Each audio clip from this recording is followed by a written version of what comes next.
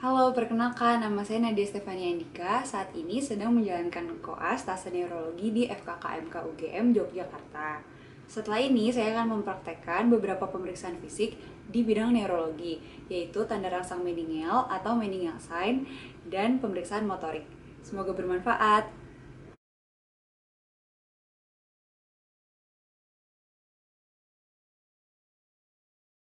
Pemeriksaan dilakukan dengan posisi pasien berbaring terlentang tanpa bantal. Pemeriksa meletakkan tangan kirinya pada bagian belakang kepala pasien, sedangkan tangan kanan pemeriksa menahan dada pasien. Leher pasien kemudian difleksikan ke arah dada. Pemeriksa merasakan ada atau tidaknya tahanan. Tanda kaku kuduk positif bila terdapat tahanan pada leher atau pasien mengeluh nyeri.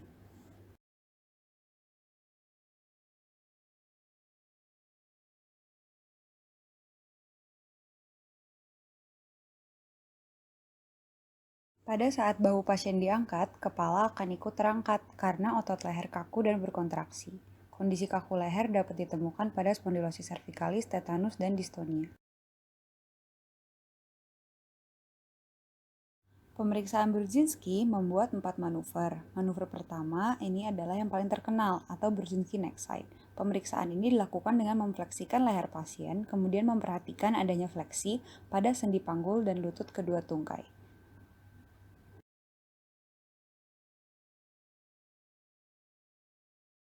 Manuver Brudzinski lainnya adalah obscure cheek sign. Pemeriksaan ini dilakukan dengan memberikan tekanan pada kedua pipi inferior arcus zygomaticus. Tanda ini positif bila terdapat fleksi pada siku dan sentakan pada kedua lengan bawah. Pemeriksaan Brudzinski selanjutnya adalah contralateral reflex sign. Dilakukan dengan memfleksikan secara pasif sendi panggul dan lutut satu tungkai pasien. Hasil pemeriksaan ini positif apabila terdapat fleksi dari sendi panggul dan lutut tungkai kontralateral. Selanjutnya bisa dilakukan pemeriksaan Kernik, di mana memposisikan paha menjadi vertikal, kemudian secara perlahan sendi lutut diekstensikan. Tanda ini dikatakan positif bila pasien tidak dapat melakukan ekstensi lutut hingga membentuk sudut lebih dari 135 derajat pada sendi panggul yang sudah fleksi. Lakukan pemeriksaan pada kedua tungkai.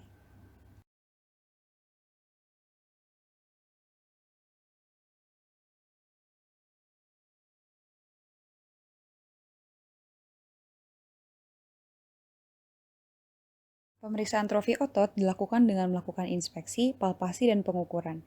Inspeksi membandingkan kedua sisi tubuh, baik di wajah, bahu, juga ekstremitas. Pemeriksa meminta pasien menjulurkan kedua lengannya dan merapatkan kedua lengan tersebut. Perhatikan otot-otot kedua lengan tersebut dari tangan hingga ke bahu. Perhatikan bagian palmar pada otot tenar, hipotenar, dan interosseus.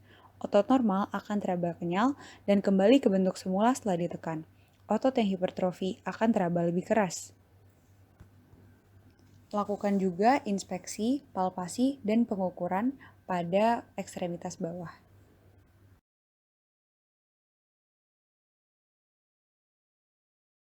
Pada gangguan sistem motorik dapat terjadi perubahan trofi berupa atrofi maupun hipertrofi. Pada atrofi, otot volume otot berkurang dan umumnya disertai dengan perubahan bentuk dan kontur otot. Sedangkan hipertrofi otot adalah kondisi meningkatnya ukuran atau volume otot. Bentuk lain dari perubahan trofi otot adalah pseudohipertrofi. Kondisi ini meningkatkan ukuran otot namun karena adanya infiltrasi lemak. Pemeriksaan dilakukan dengan membutuhkan alat ukur. Misalnya, untuk memeriksa atrofi otot lengan bawah diukur 4 cm di bawah oleh kanan kanan dan kiri. Ekstremitas yang diukur harus berada pada posisi yang sama dan rileks. Lakukan pemeriksaan di keempat ekstremitas.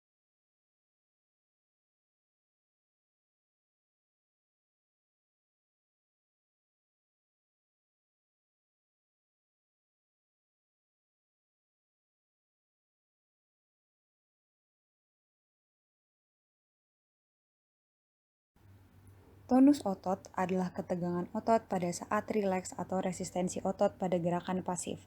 Pemeriksaan dimulai dengan melakukan palpasi pada otot, Perlu diingat bahwa beberapa kondisi dapat mempengaruhi penilaian tonus, misalnya edema, spastisitas karena nyeri, dan pseudohipertrofi.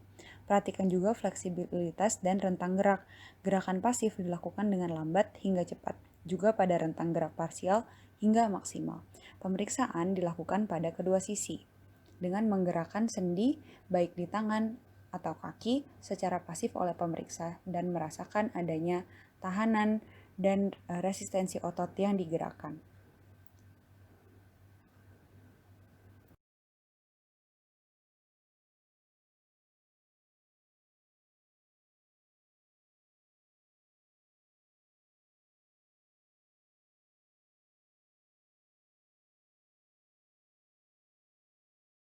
Pemeriksaan tonus otot ekstremitas bawah dengan mencoba memfleksikan sendi panggul sambil merasakan otot-otot quadriceps femoris. Lalu ekstensi juga untuk otot hamstring, dilanjutkan dengan pemeriksaan otot-otot di tungkai bawah, bagian depan dan bagian belakang. Lakukan pemeriksaan pada kedua kaki.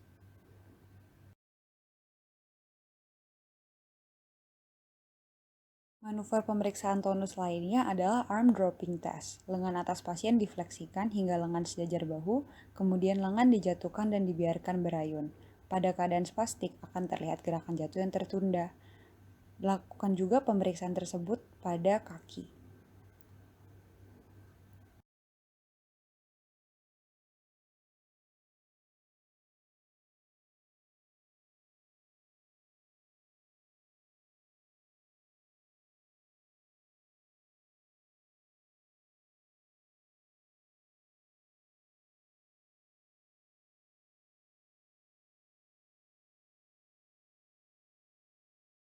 Pemeriksaan kekuatan otot pada ekstremitas atas dilakukan dari proksimal ke distal. Dari sendi bahu dilakukan dengan meminta pasien melakukan gerakan abduksi lengan atas tinggi bahu, dan pemeriksa memberikan tahanan dengan mendorong ke bawah. Gerakan ini menilai kekuatan otot deltoid yang dipersarafi oleh radiks C5 dan C6. Pemeriksaan juga dilakukan pada arah sebaliknya. Penilaian kekuatan otot dilanjutkan dengan pemeriksaan sendi siku. Pasien memfleksikan sendi sikunya dan melakukan gerakan aduksi. Pemeriksa memberikan tahanan dengan menarik pergelangan tangan pasien. Pemeriksaan ini untuk menilai kekuatan otot bisep yang dipersarafi oleh radiks C5 dan C6, dan pemeriksaan juga dilakukan ke arah sebaliknya untuk menilai kekuatan otot tricep yang dipersarafi oleh radiks C6 dan C7 melalui nervus radialis. Penilaian kekuatan otot sendi pergelangan tangan dilakukan dengan meminta pasien mengepal dan mengekstensikan tangannya. Pemeriksa memberikan tahanan pada kepalan tangan pasien. Penilaian kekuatan otot sendi pergelangan tangan dilakukan dengan meminta pasien mengekstensikan tangannya. Pemeriksa memberikan tahanan pada kepalan tangan pasien. Pemeriksaan juga dilakukan untuk menilai kekuatan fleksi pergelangan tangan.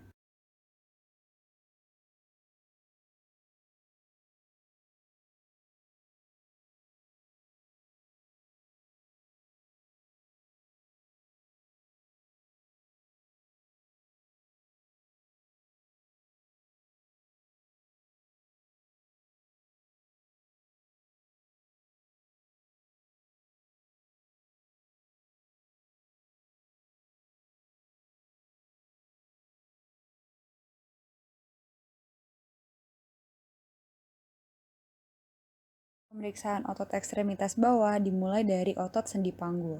Pasien diminta untuk memfleksikan tungkainya pada sendi panggul dan pemeriksa memberikan tahanan dari arah yang berlawanan.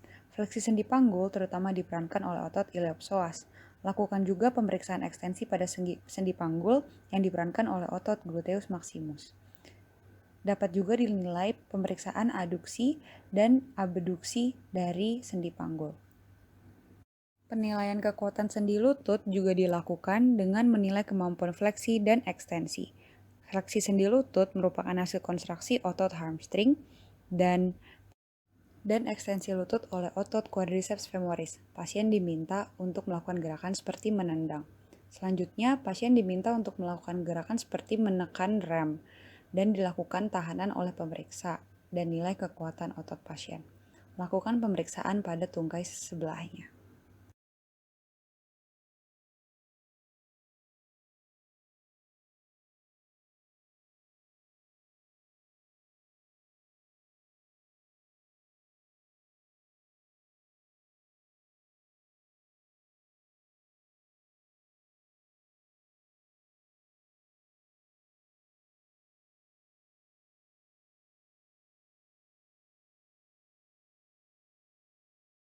Pemeriksaan refleks tendon dalam yang pertama adalah refleks otot bisep. Temukan tendon otot bisep di area siku depan, pasien diarahkan untuk melihat ke sisi lain, ayunkan palu refleks dan amati gerakan dari tangan pasien. Dan juga cari perluasan ke area otot di sebelah superiornya. Lalu yang kedua, pemeriksaan otot triceps. Temukan tendon otot triceps, ayunkan palu refleks, dan cari perluasan ke arah superiornya. Selanjutnya, pemeriksaan refleks brachioradialis di area pergelangan tangan. Pasien diarahkan untuk melihat yang lain.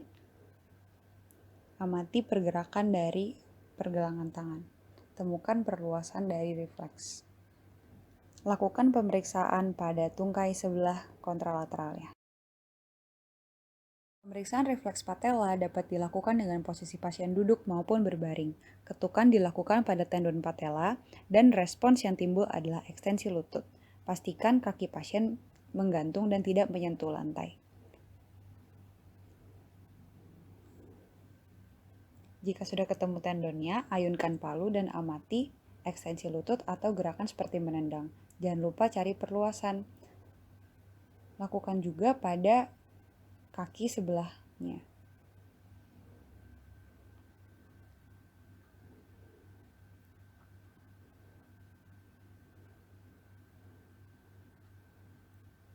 Selanjutnya, pemeriksaan tendon Achilles.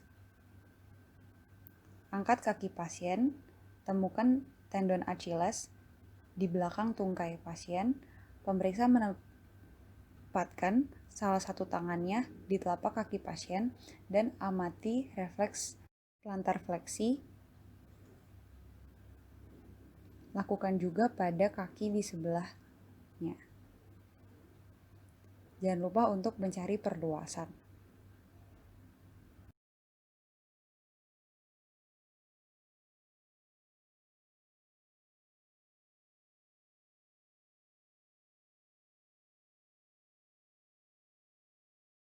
Tanda Hoffman diperiksa dengan cara pemeriksa memegang tangan pasien dalam posisi tangan dorsofleksi dan jari tengah difiksasi oleh pemeriksa. Dengan ibu jarinya, pemeriksa menjentikan kuku jari tengah pasien dengan cepat. Respon yang timbul berupa fleksi jari-jari tangan dan adduksi ibu jari tangan.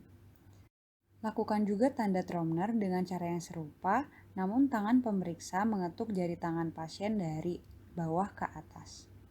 Lakukan pada tangan yang satunya lagi.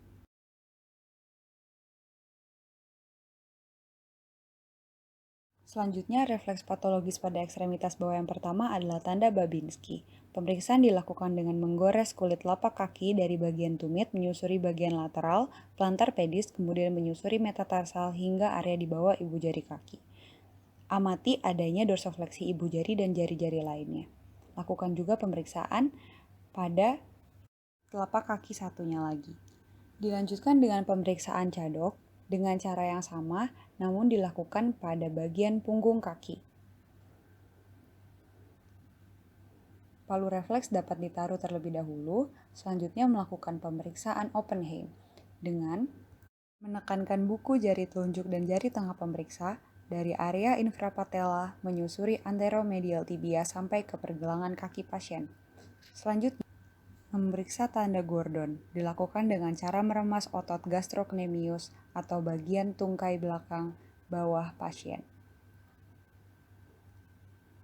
Yang terakhir adalah pemeriksaan tanda Schaeffer dilakukan dengan memberikan tekanan yang cukup kuat pada tendon Achilles. Amati apakah ada dorsofleksi dari ibu jari dan jari kaki pasien yang lain. Ada juga pemeriksaan tanda Rossolimo dengan mengetukkan palu refleks pada basis plantar pledis. Respon yang timbul berupa plantar fleksi jari-jari kaki. Pada bagian punggung, dilakukan tanda Mendel-Behtru, mengetukkan dorsum pedis dengan palu refleks.